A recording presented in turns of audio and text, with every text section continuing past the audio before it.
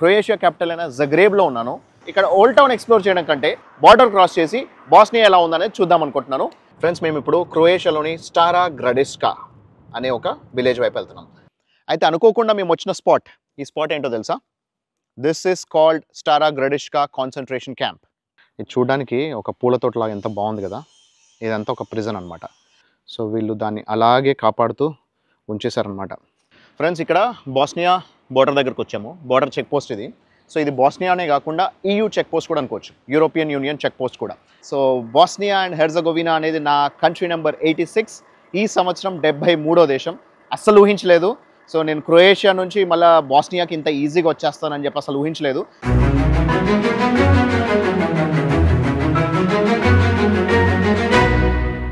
Hi friends, నేను మీ RK. మన ప్రపంచానికి స్వాగతం and welcome to Croatia. So Croatia capital అయిన జగ్రేబ్లో ఉన్నాను. సో జగ్రేబ్లో ఇదంతా కూడా ఓల్డ్ టౌన్ ఏరియా. సో మేము స్టే చేస్తున్న హౌస్ అక్కడే ఉంది. సో ఆ ఇంట్లో ఉంటున్నాము. So literally on the road. So ఇదంతా కూడా ఓల్డ్ టౌన్ ఏరియా. మనం ఓల్డ్ టౌన్ ఎక్స్ప్లోర్ చేసే అవకాశం ఉంది. ఇప్పటిదాకా వర్షం ఉండింది, ఇప్పుడే జస్ట్ ఎండ్ వచ్చింది. So it is a pretty bright and Sunny right now. అయితే నేనేమనుకుంటున్నానంటే ఇక్కడ ఓల్డ్ టౌన్ ఎక్స్ప్లోర్ చేయడం కంటే ఇక్కడ దగ్గరలో ఒక 1.5 hour 2 hours డిస్టెన్స్లోకి వెళ్తే బాస్నియా అని ఇంకొక దేశం ఉంది. బాస్నియా అండ్ హెర్జగోవినా అని చెప్పేసి ఒక సపరేట్ దేశం ఉందన్నమాట. ఆ బాస్నియాకి బార్డర్ ఒక సిటీ ఉంటుంది. మనకి యాక్చువల్గా బాస్నియాకి మన కార్ తీసుకెళ్ళడానికి లేదనమాట. ఎందుకంటే వాడు ఏమని చెప్పాడంటే యూరోపియన్ యూనియన్లో మాత్రమే ఉంచాలి, you cannot drive the car outside the European union అన్నాడు అనమాట. Bosnia is outside European union కాబట్టి మనం అక్కడ బార్డర్ దాకా తీసుకెళ్ళిపోయి కార్ అక్కడ పార్క్ చేసుకుని అక్కడ బస్ కానీ ట్యాక్సీ కానీ ఏమైనా ఉండేటైతే బార్డర్ క్రాస్ చేసి బాస్నియా ఎలా ఉందనేది చూద్దాం అనుకుంటున్నాను. సో అది అక్కడికి వెళ్ళిన తర్వాత ఎక్స్ప్లోర్ చేద్దాము. బాస్నియా ఎలా ఉందో ట్రై చేద్దాం. ఒకవేళ బాగుండేటైతే అక్కడ మనం ఈరోజు ఎక్స్ప్లోర్ చేసేసి will come back and we can explore the old town in Zagreb tomorrow. Friends, మేము ఇప్పుడు క్రొయేషియాలోని స్టారా గ్రాడిస్కా అనే ఒక విలేజ్ వైపు వెళ్తున్నాం. So Stara Gradiska is the last village on the border of Bosnia and Herzegovina అనే కంట్రీకి. సో దాని తర్వాత ఒక 1 kilometer ముందుకెళ్తే గ్రాడిస్కా అనే ఒక సిటీ ఉందన్నమాట. సో స్టారా గ్రాడిస్కాకి మధ్యలో బార్డర్ ఉంది అండ్ జస్ట్ 1 kilometer డిస్టెన్స్ ఉంది. సో చెప్పాం కదా. సో మా రెంటల్ కార్ కంపెనీ హెర్డ్స్ వాళ్ళు ఏమని చెప్పారంటే you cannot take the car outside the European union అన్నారు. సో యూరోపియన్ యూనియన్ బార్డర్ దాకా తీసుకెళ్ళి అక్కడ పార్క్ చేసుకుని అక్కడ నుంచి ఏం బస్ సర్వీసెస్ కానీ లేకపోతే మాకు ఎలాంటి ట్రాన్స్పోర్ట్ సర్వీస్ దొరుకుతుందో తెలియదు. అసలు ఫస్ట్ ఆఫ్ ఆల్ అక్కడికి వెళ్ళిన తర్వాత వాళ్ళు ఎంట్రీ ఇస్తారా లేదో తెలియదు. పాస్పోర్ట్స్ అయితే తీసుకొచ్చాము, మాకు షెంగన్ వీసా అయితే ఉంది. సో షెంగన్ వీసా ఉండేటైతే బాస్నియా అండ్ హెర్జగోవినాకి వెళ్ళడానికి you don't need any other visa అడిషనల్గా. సో అదే మనకి సప్లిమెంట్ లాగా పనిచేస్తుంది అనమాట. సో వాళ్ళు అక్కడికి వెళ్ళిన తర్వాత అలౌ చేస్తారా లేదా, క్వశ్చన్స్ ఏమైనా అడుగుతారా, ఏమీ తెలియదు. సో బ్లాంక్ అనమాట. But still it's only just 1.5 hour distance కదా అని చెప్పేసి అని బయలుదేరాము. ఆల్రెడీ ఆన్ ద హైవే ఉన్నాము. ఇంకొక 1/2 hour అయితే నేను బార్డర్ దగ్గరికి వెళ్ళిపోతాను. సో బార్డర్ దగ్గరికి వెళ్ళి ఆ బార్డర్ ఎలా ఉంది, అక్కడ వాళ్ళు అడిగే క్వశ్చన్స్ ఏంటి, వాళ్ళు అలౌ చేశారా లేదా, అక్కడ ట్రాన్స్పోర్ట్ ఆప్షన్స్ ఏంటి, అవన్నీ కూడా ఎక్స్ప్లోర్ చేద్దాం. ఆ తర్వాత మనము బాస్నియాకు ఒకవేళ వాళ్ళు అలౌ చేసేట్టయితే అప్పుడు మనం బాస్నియాని ఎక్స్ప్లోర్ చేద్దాం.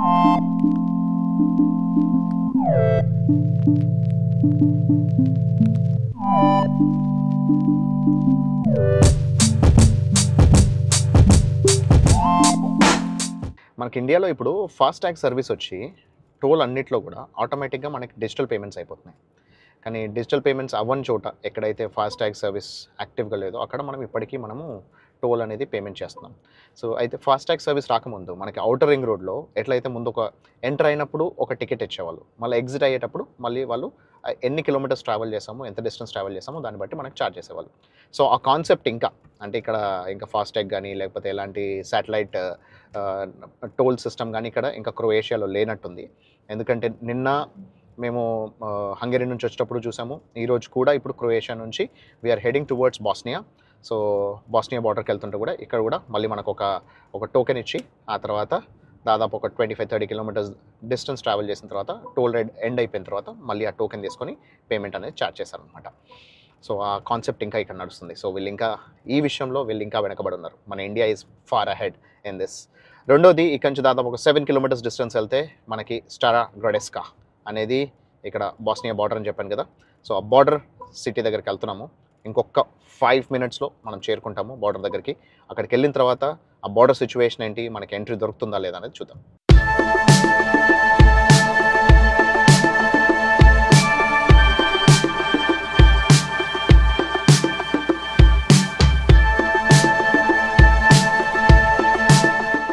స్టారా గ్రడిష్కా అనే ఒక ఏరియాకి వచ్చేసాం. This is the final town of Croatia. So Croatia and Bosnia బార్డర్లో ఉంది ఈ టౌన్ అనేది. సో నేను ఇక్కడికి యాక్చువల్గా వచ్చిన నా పర్పస్ ఏంటి అని అంటే, I want to go to Bosnia border దగ్గరికి వెళ్ళిపోదాం. ఆ తర్వాత మనకి అక్కడ బార్డర్ దాకా మనం కార్లో వచ్చేద్దాము. ఆ తర్వాత మనము బాస్నియాలో ఒకవేళ వాళ్ళు ఎంట్రీ ఇచ్చేట్టయితే బాస్నియాలో చూసుకుందాం అనుకున్నాం. అయితే అనుకోకుండా మేము వచ్చిన స్పాట్, ఈ స్పాట్ ఏంటో తెలుసా? This is called Stara Gradiska concentration camp. అసలు ఎంత ఆశ్చర్యం అనిపించిందంటే, మనం పోలాండ్లో చూసుకున్నాం కదా ఆష్విట్స్ బర్కనౌ కాన్సన్ట్రేషన్ క్యాంప్, అక్కడ 11 లక్షల మందిని చంపేశారు నాజీ జర్మన్స్. ఆ తర్వాత హంగరీలో కూడా అక్కడ మన హంగరీన్ జ్యూస్ని అక్కడ దాదాపు 4 లక్షల మందిని చంపేశారు. అక్కడ కూడా ఒక కాన్సన్ట్రేషన్ క్యాంప్ ఉంది.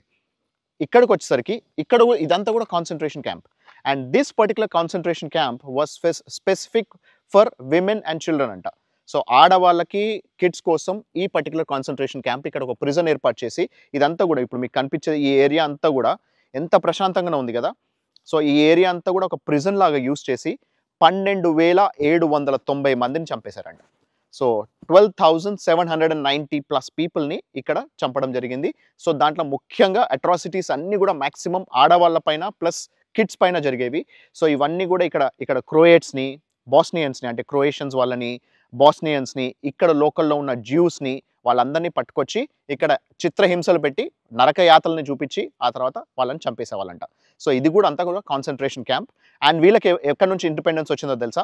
1941 నుంచి 1945 వరకు జర్మన్స్ వీళ్ళు ఇక్కడ రకరకాల హింసలు పెడితే 1945లో ఫైనలీ యుగోస్లేవియా నుంచి వీళ్ళకి యుగోస్లేవియా ఆర్మీ ఎంపైర్లోకి వీళ్ళు షిఫ్ట్ అయిన తర్వాతే వీళ్ళకి ఇండిపెండెన్స్ వచ్చింది. సో యుగోస్లేవియన్ ఎంపైర్లో మీకు చెప్పాను కదా. సో ఫస్ట్ స్టార్ట్ అయింది క్రొయేషియా, సెర్బియా అండ్ స్లోవేనియా. ఈ 3 దేశాలు కలిపి యుగోస్లేవియాగా, కింగ్డమ్ ఆఫ్ యుగోస్లేవియాగా ఫార్మ్ అయ్యాయి. దాని తర్వాత బాస్నియా, మెసడోనియా అండ్ మాంటెనీగ్రో, ఆ తర్వాత ఈవెన్చువల్లీ కొసోవో, ఇవన్నీ కూడా యుగోస్లేవియన్ ఎంపైర్లో భాగంగా ఉండేవి. సో అలా వీళ్ళకి ఫైనల్లీ ఇండిపెండెన్స్ వచ్చింది. 1945 నుంచి 1991 వరకు ఫైనల్లీ వీళ్ళు యుగోస్లేవియాలో భాగంగా ఉండి యుగోస్లేవియా మొత్తానికే విడిపోయి ఇప్పుడు ఏదానికి అది సపరేట్ అయిపోయాయి. సో ఇది కూడా యుగోస్లేవియన్ ఎంపైర్లో భాగంగానే ఉండే క్రొయేషియా. మనం వెళ్ళేది నెక్స్ట్ బాస్నియా కూడా యుగోస్లేవియన్ ఎంపైర్లో భాగంగా ఉండే కంట్రీనే అనమాట. So that will be the second country in the Yugoslavian empire which we're going to see. కాకపోతే ఇదంతా చూస్తుంటే ఎంత బాధగానే ఉంది. ఎన్ని చోట్ల ఎన్ని హింసలు, ఎంతమంది అసలు మనుషుల్లా కాకుండా ఎన్ని చిత్రహింసలు పెట్టేవాళ్ళు. ఇక్కడ కూడా బోల్డ్ అని గ్యాస్ ఎక్స్పెరిమెంట్స్ అని, రకరకాల ఎక్స్పెరిమెంటల్ కిల్లింగ్ అని. సో ఇవి చేశాడంటే అసలు ఫస్ట్ ఆఫ్ ఆల్ నాకు ఆ నాజీస్ కానీ, జర్మన్స్ కానీ, ముఖ్యంగా హిట్లర్, అతని మనుషులు వాళ్ళు అసలు మనుషులే కాదేమో, రాక్షస జాతికి చెందిన వాళ్ళేమో అనిపిస్తుంది. రాక్షసులు తప్పించి మనుషులకి ఇలాంటి ఆలోచనలు కానీ, బుద్ధులు కానీ ఉండవేమో అనిపిస్తుంది నాకైతే. ఇది చూడడానికి ఒక పూల తోటలాగా ఎంత బాగుంది కదా. ఇదంతా ఒక ప్రిజన్ అనమాట. 12,790 మందిని ఇక్కడ చంపేశారని చెప్పాను కదా. సో అలా ఇక్కడ చంపేసిన ప్రతి ఒక్కరి పేర్లు ఐడెంటిఫై చేశారు. వాళ్ళందరి పేర్లు ఇక్కడ చెక్కడం జరిగింది. సో ఇక్కడ ప్రస్తుతానికైతే దీన్ని ఒక పూల తోటలాగా, ఆ తర్వాత హౌసింగ్, అకామిడేషను, ఇవన్నీ కూడా వీళ్ళు ఇక్కడ అరేంజ్ చేసి పెట్టుకున్నారు. కాకపోతే ఇదంతా కూడా ఒకప్పటి prison and concentration camp. And that was mainly designed particularly for the kids and women. అంతేకాకుండా ఇక్కడ స్లోవేనియన్స్ని, క్రొయేషియన్స్ని, బాస్నియన్స్ని అండ్ జ్యూస్ని వాళ్ళందరినీ కూడా తీసుకొచ్చి, సో మల్టిపుల్ పీపుల్ని తీసుకొచ్చి ఇక్కడ కిల్లింగ్ అనేది చేశారనమాట. చూడటానికి లొకేషన్స్ ఎంత అద్భుతంగా అనిపించినా సరే, ఇక్కడ వాళ్ళు చేసిన అట్రాసిటీస్ గురించి తెలుసుకుంటుంటే, వింటుంటే బాధగా అనిపిస్తుంటుంది. ఫ్రెండ్స్, ఇక్కడ బిల్డింగ్ చూస్తున్నారా? ఇదంతా కూడా ఒకప్పుడు వాళ్ళు యూజ్ చేసిన ప్రిజన్ బిల్డింగ్ అనమాట. సో వీళ్ళు దాన్ని అలాగే కాపాడుతూ ఉంచేశారనమాట. ఎందుకంటే అప్పటి పాత వాళ్ళ యొక్క అట్రాసిటీస్ తెలియాలి అనే ఉద్దేశంతో. సో ఇక్కడ చూస్తున్నారా ఎంత దారుణంగా ఉండేదో. సో బిల్డింగ్ అనేది, వాళ్ళ లివింగ్ కండిషన్స్, దీన్ని బట్టి మీరు అర్థం చేసుకోవచ్చు ఇక్కడ ఎంత దారుణంగా ఉండేవి అనేది. సో ఈ ప్లేస్లో వాళ్ళు ప్రిజన్ ఉంచేశారు. మొత్తం ఏరియా అంతా ఎంత బాగున్నా కూడా అక్కడ లోపల లివింగ్ కండిషన్స్ చూస్తుంటే మాత్రం చాలా బాధగా అనిపిస్తుంది. చూడండి ఎలా ఉండేవాళ్ళు.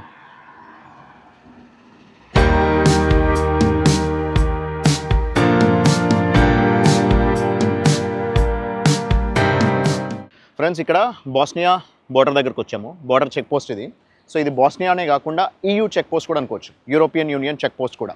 ఎందుకంటే క్రొయేషియా ఇటువైపేమో క్రొయేషియా, అటువైపేమో బోస్నియా.